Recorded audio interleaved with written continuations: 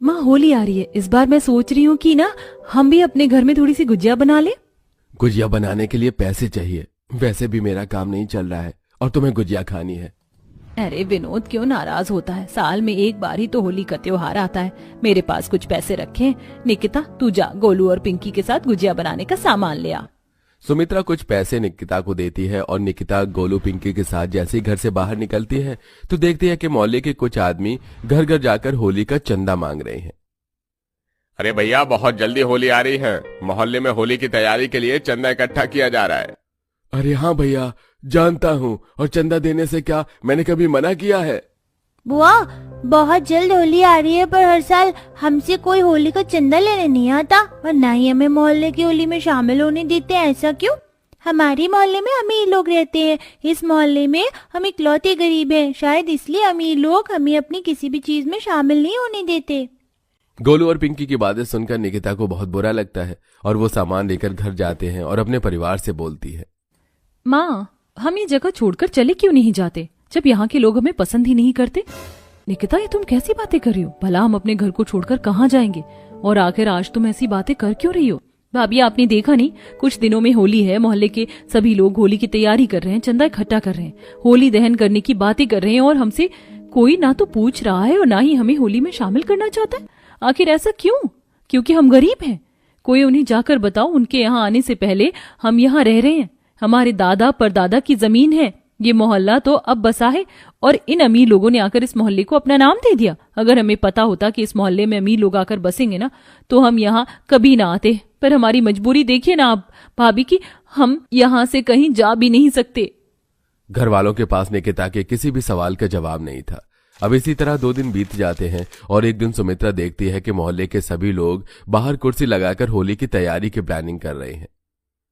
इस बार चंदा अच्छा इकट्ठा हुआ है मैं तो कहता हूँ कि पूरे मोहल्ले को सजाया जाए और हर घर के बाहर सजावट होगी, बढ़िया सा टेंट लगेगा और इस बार सबके लिए पिचकारी, रंग, खाने का सामान, गुजिया, लड्डू और तो और भांग भी रखी जाए। हाँ बिल्कुल सही कह रहे हैं मेरे पति, मैं तो अपने पति की बात से सहमत हूँ। अब आप सब बता दीजिए और क्या क्या रखना है।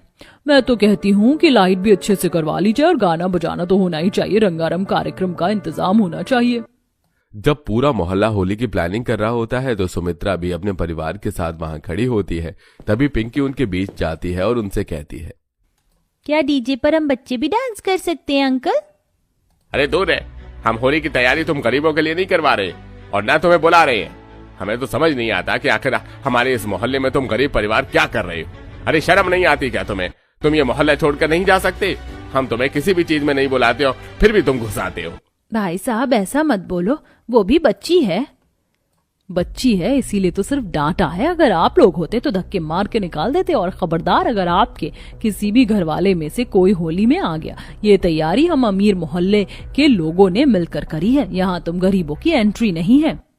हाँ तो हमें भी कोई शौक नहीं है, नहीं आएंगे हम आप लोगों की होली सेलिब्रेशन में। हम अपने घर में ही होली मना सकते हैं हर साल की तरह। चल पिंकी। अरे खाने को घर में पैसे नहीं है और अकर देखो जरा इनकी। निकिता पिंकी और गोलू के साथ घर में आ जाती है और आपस में पूरा परिवार बात करता है।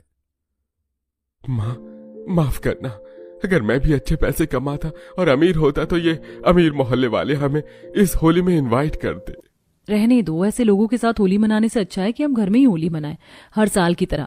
गोलू बेटा, पिंकी बेटा, हम लोग घर में ही होली मनाएंगे। भले ही हमारा घर छोटा सा है, पर मैं अपने घर में ही तुम्हारे लिए होली की सारी तैयारियां कर दूंगी। तुम घर में ही छत पर डांस करना और दोनों भाई बहन एक दूसरे को रंग लगाना।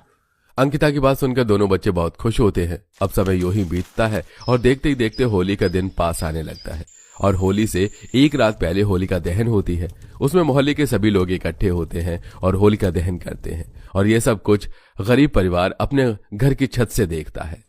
होलिका दहन होती हुई कितनी अच्छी लग रही है ना, काश कि हम भी पास से देख पाते। दादी हम गरीब हैं क्या, इसलिए ये लोग हमें किसी भी चीज में शामिल नहीं करते, या बात कुछ और है? क्या गरीब होना पाप है? नहीं बेटा, गरीब होना पाप नहीं है, ये तो अमीर लोगों की सोच है। अमीर हमेशा गरीबों से जलता ही आया है।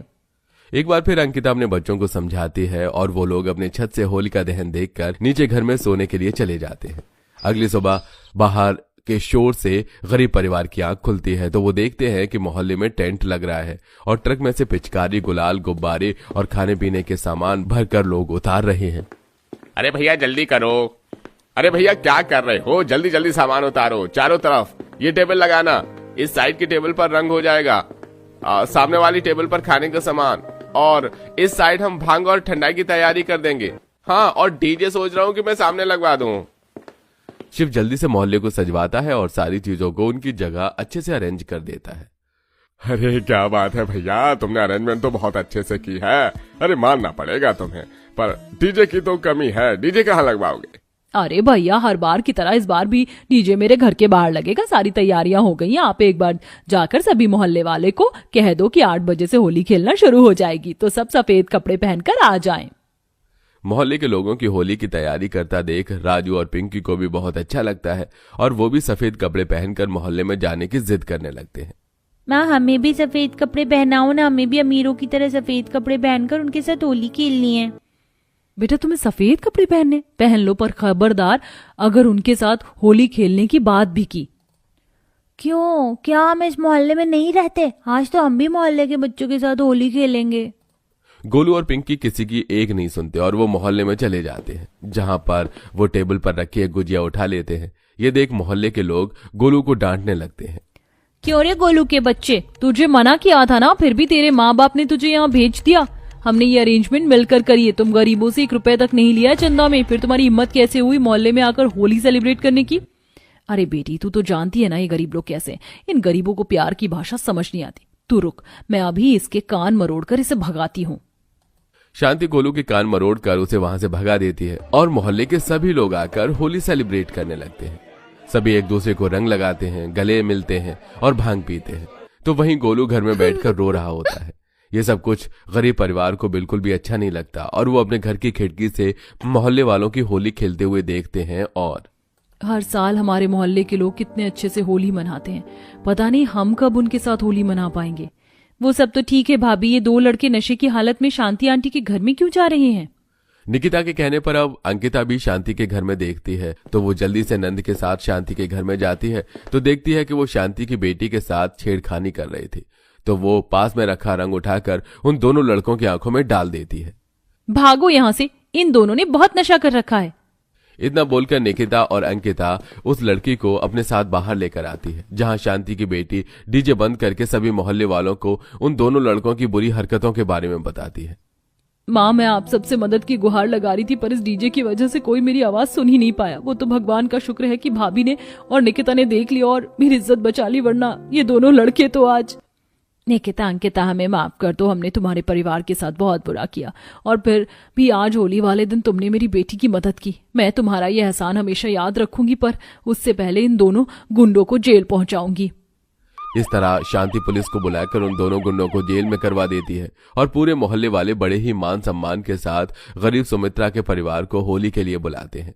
अब सुमित्रा अपने पूरे परिवार के साथ मोहल्ले में जाती है और उन्हें सभी प्यार से रंग लगाते हैं और सब एक साथ डीजे पर डांस करके होली सेलिब्रेट करते हैं। वहीं गोलू पिंकी भी खूब गुजिया खाते हैं और पिचकारी से एक दूसरे को भिगा के होली खेलते हैं।